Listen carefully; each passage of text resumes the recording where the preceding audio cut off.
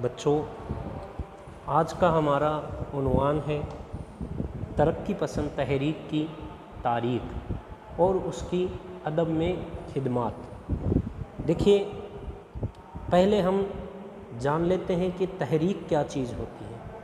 تحریک لفظ عربی زبان سے آیا ہے اور اس کے لغوی معنی ہوتے ہیں کوشش کرنا، اور ترقی کی طرف کوشش کرنے سے مراد ہوا کہ ترقی پسند تحریک۔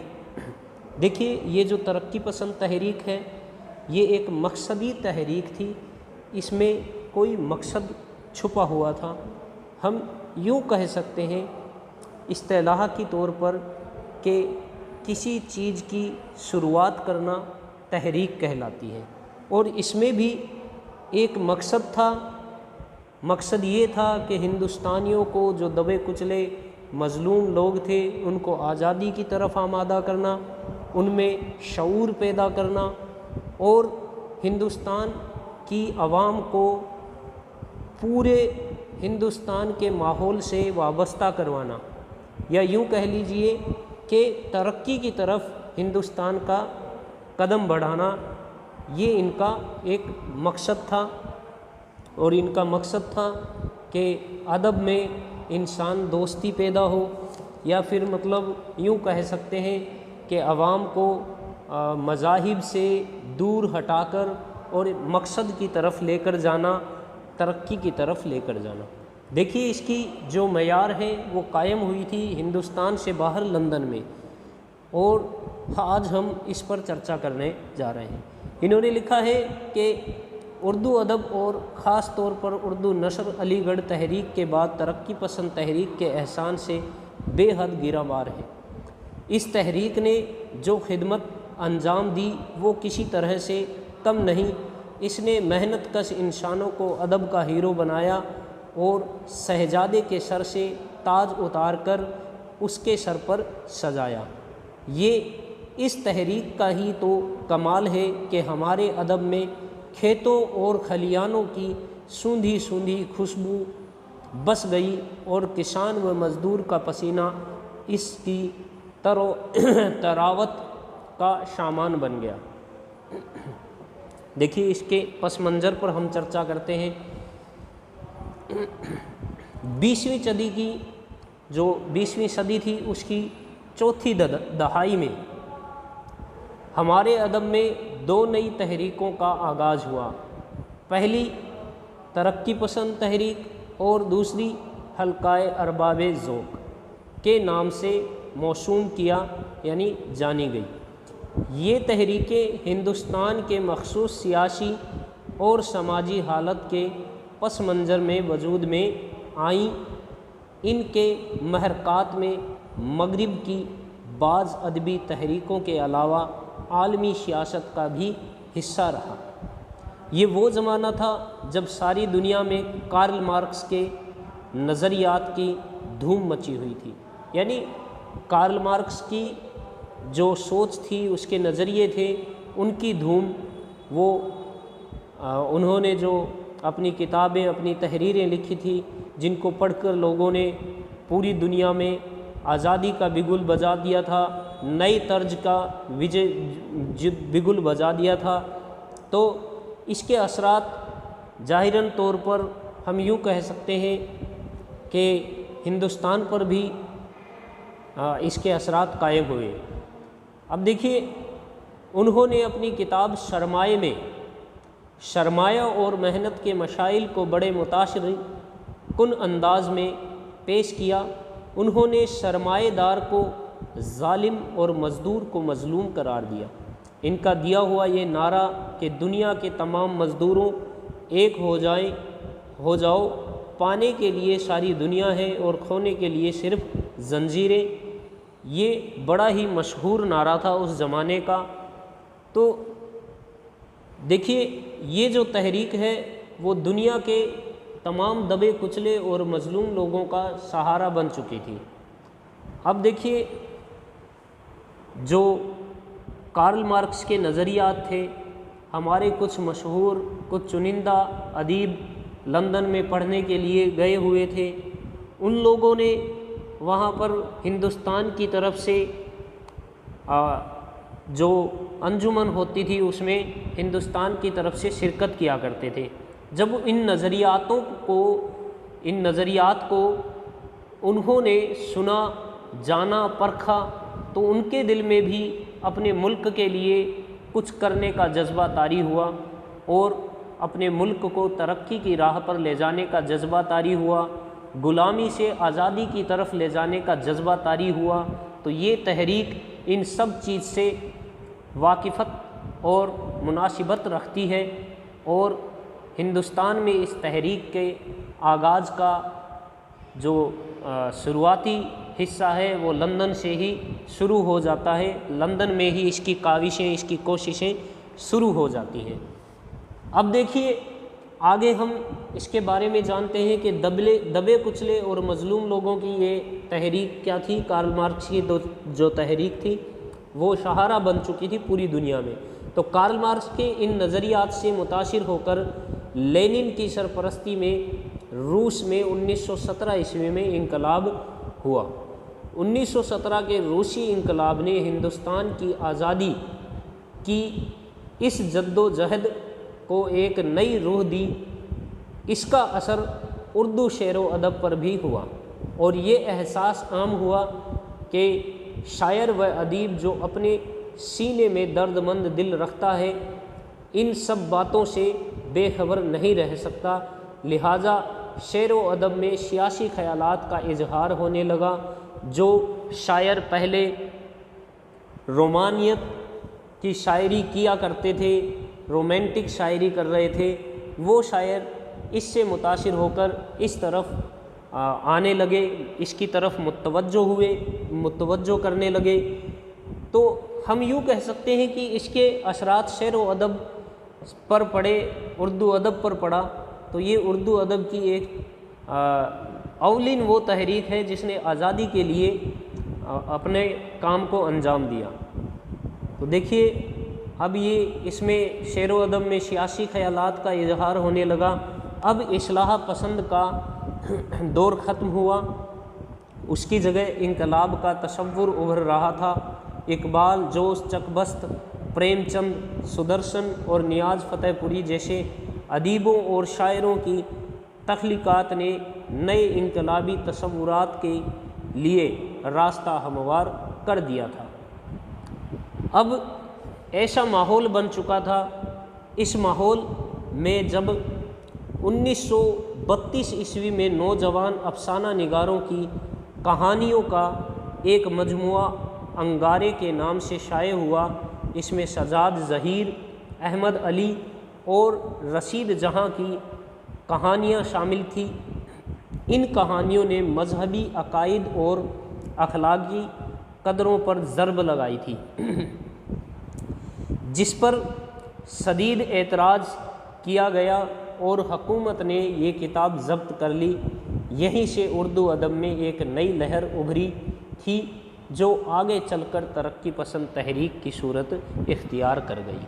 تو چلیے آگے ترقی پسند تحریک کے آغاز و ارتقاء پر ہم چرچا کرتے ہیں۔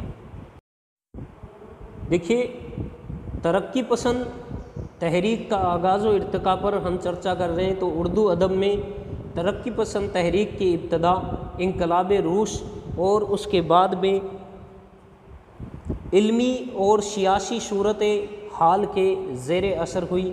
ان دنوں چند ہندوستانی نوجوان لندن میں زیر تعلیم تھے۔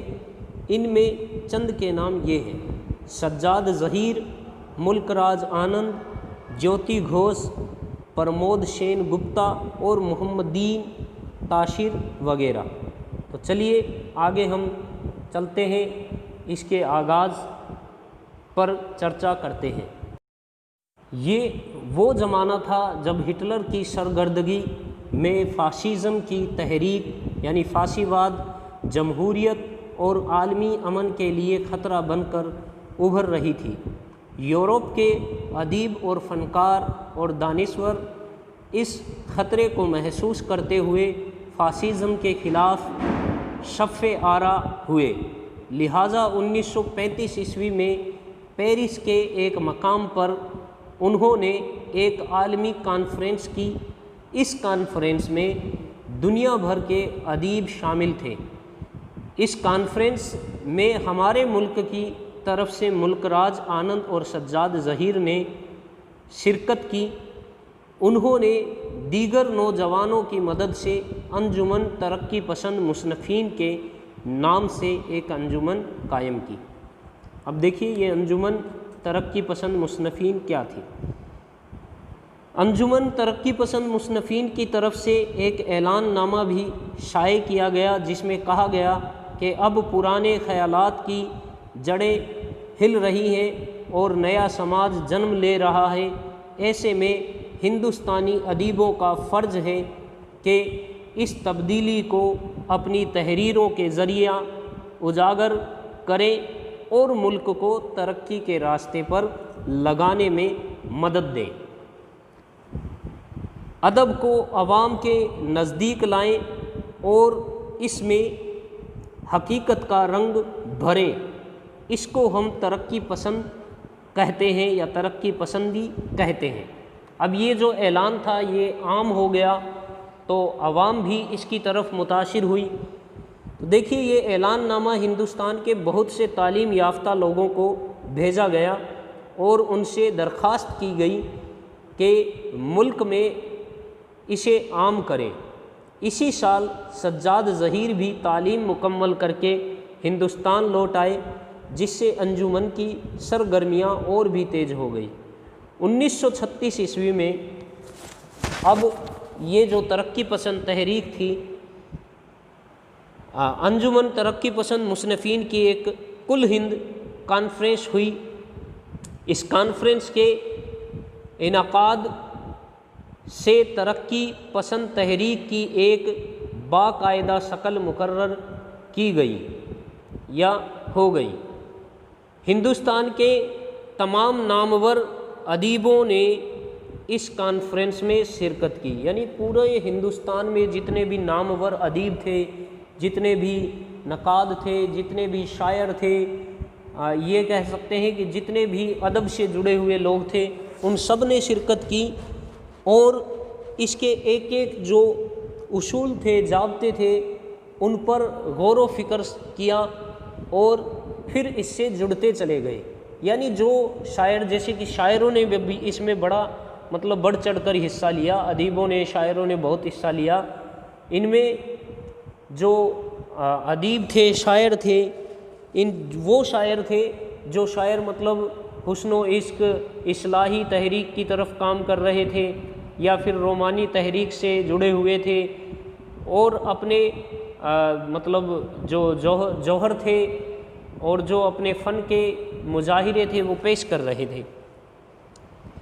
اب دیکھیے اس ترقی پسند تحریک کا جو خیالات تھا وہ سبھی کے دل میں گھر کر گیا تھا۔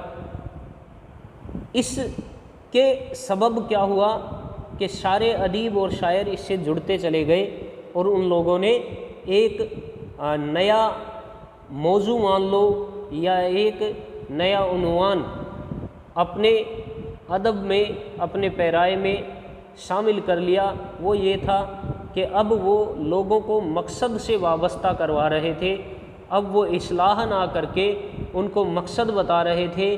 ان کا جو مقصد تھا وہ شامل کر رہے تھے۔ ہندوستان کو آزاد کروانا ان کا مقصد تھا۔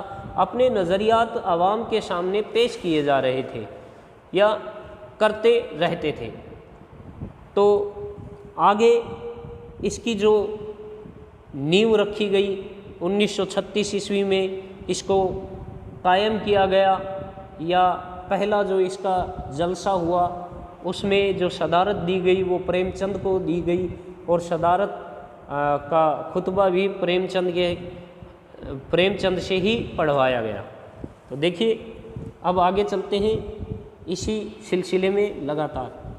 دیکھیے مہاتما گاندھی، پنڈت جواہر لال نہرو، مولانا حسرت موہانی، کملا دیو چٹوپادھیائے اور دیگر اہم رہنماؤں نے اس تحریک کے حق میں اپنی حمایت کا اعلان کیا۔ سجاد ظہیر انجمن کے سیکریٹری مقرر ہوئے۔ اس کانفرنس کے بعد ملک میں جا بجا انجمن کے جلسے اور کانفرنس ہوتی رہی اور ترقی پسندوں کا یہ کارواں قدم سے قدم ملا کر اپنی منزل کی طرف بڑھنے لگا۔ اب ہم جانیں گے کہ ان کے جو خیالات تھے، ان کے نظریات تھے، ان کے اصول تھے، جو ضابطے تھے، وہ کیا تھے، اس کے بارے میں پڑھیں گے۔ تو چلیے آگے جانتے ہیں ترقی پسند جو ادب تھا اس کے اصول اور ضابطے۔ چلیے ترقی پسند ادب کے اصول و ضابطے کیا تھے۔ دیکھیے خلیل الرحمن اعظمی نے اپنی کتاب اردو میں ترقی پسند ادبی تحریک میں ان اصولوں کی وضاحت کی ہے۔ پہلا ان کا اصول تھا ادب ایک اعلیٰ کار، یعنی ادب کو ہتھیار بنائیں۔ یعنی ترقی پسندوں نے بار بار اور واضح طور پر یہ اعلان کیا کہ ادب کو جماعت کا خدمت گزار ہونا چاہیے اور اپنی زندگی کو سنوارنے میں مدد لی جانی چاہیے۔ یعنی یہ ایک ہتھیار کی طرح کام میں لینا چاہیے ادب کو، جماعت کے لیے، معاشرے کے لیے، سماج کے لیے، اور لوگوں میں جاگرکتا پیدا کرنی چاہیے۔ دوسرا ان کا اصول تھا ادب عوام کے لیے۔ اب جماعت کے ساتھ میں ہم نے چرچا کی کہ عوام کے لیے، عام لوگوں کے لیے بھی ادب ہونا چاہیے۔ تو ادب کا مقصد کیا ہونا چاہیے کہ اس سے زیادہ لوگوں کو، بلکہ صاف لفظوں میں یہ کہنا چاہیے کہ عوام کو فائدہ پہنچے۔ یعنی ادب ایسا ہونا چاہیے جس سے عوام کو فائدہ پہنچے۔ اب تیسرا ہے ادیب جاندار۔ ترقی پسند ادب کی بنیاد اس پر ہے کہ ظلم و ناانصافی کی اس دنیا میں ادیب غیر جانب، یعنی ادیب کیا ہونا چاہیے، جانبدار ہونا چاہیے، غیر جانب نہیں ہونا چاہیے۔ یہ کہہ سکتے ہیں کہ ادیب ہندوستان، جیسے کہ ہمارے ہندوستان کے ادیب ہیں، وہ یہاں کی سرگرمیوں سے، ہمارے ملک کی سرگرمیوں سے وابستہ ہونے چاہیے۔ اس کو مطلب جاگرک ہونا چاہیے، ادیب کو ہر بات کا اس کو پتہ ہونا چاہیے تاکہ وہ ان چیزوں کی وضاحت عوام کے سامنے کر سکے۔ چوتھا جو اصول ہے وہ ہے ترقی پسندی اور اشتراکیت۔ یہاں ترقی پسندوں نے کبھی اسے چھپانے کی کوشش نہیں کی کہ وہ اشتراکی ہے۔ سجاد ظہیر نے کہا تھا کہ سرمایہ داری نظام نے دنیا کو برباد کر دیا ہے، اشتراکیت کے ذریعہ ہی ختم کیا جا سکتا ہے۔ یعنی کمیونسٹ بننا۔ اشتراکیت سے مراد یہاں انہوں نے لی ہے کہ عام آدمیوں، یہ مان لیجئے کہ عوام کا رہنما بننا اور اشتراکی خیالات اپنی اس تحریک میں انہوں نے شامل کیے۔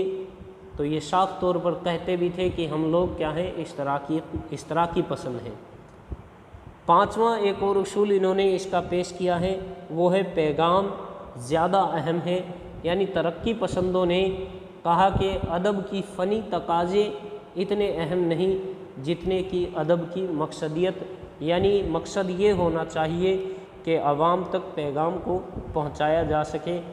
تو اب دیکھیے ظاہر سی بات ہے کہ ادب میں یہ ترقی پسند تحریک جڑ چکی تھی، تو اس کے اثرات ادب میں نثر، شاعری سب پر ہی قائم ہوئے۔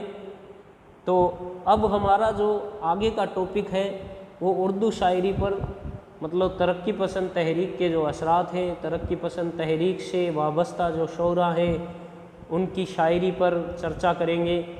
تو اس کے کچھ اثرات میں آپ کے سامنے پیش کر رہا ہوں کہ ان کا ترقی پسند تحریک کا جو اردو شاعری ہے اس پر کیا اثرات ہوئے، کیا اثر پڑا۔ دیکھیے اردو شاعری پر ترقی پسند تحریک کے جو اثرات ہیں وہ جا بجا اس طرح سے پڑھتے گئے اور اردو شاعری مطلب ترقی پسندی جو خیالات ہیں اس کی طرف متاثر ہوتی گئی۔ تو ترقی پسند تحریک نے اردو ادب کے تمام شعبوں کو متاثر کیا اردو نثر کے ساتھ ساتھ اردو شاعری پر بھی اس تحریک کے گہرے اثرات مرتب ہوئے۔ ہماری قدیم شاعری میں حسن و عشق کی فرضی افسانوں کے سوا کچھ نہیں تھا۔ پریم چند نے کہا تھا کہ ہمیں حسن کا معیار بدلنا ہوگا۔ اس تحریک کے زیر اثر یہ معیار بدلا گیا۔ حسینوں کے لب و رخسار کے بجائے مزدوروں کے پسینے کی مہک اور کھیتوں کی بھینی بھینی خوشبو کو سراہا جانے لگا۔ ادب میں حسن کاری پر توجہ کم ہو گئی اور موضوع اور مواد پر زیادہ زور دیا جانے لگا۔ اس تحریک کے اثر سے اردو شاعروں کی پوری کہکشاں آسمان شاعری پر بکھری ہوئی نظر آنے لگی، یعنی شاعری کے آسمان پر ان کی کہکشاں بکھری ہوئی نظر آنے لگی۔ تو آگے ہم جو اس سے جڑے ہوئے، اس سے وابستہ، اس تحریک سے وابستہ شاعر تھے ان پر چرچا کریں گے ہمارے اگلے عنوان میں، اگلے ویڈیو میں۔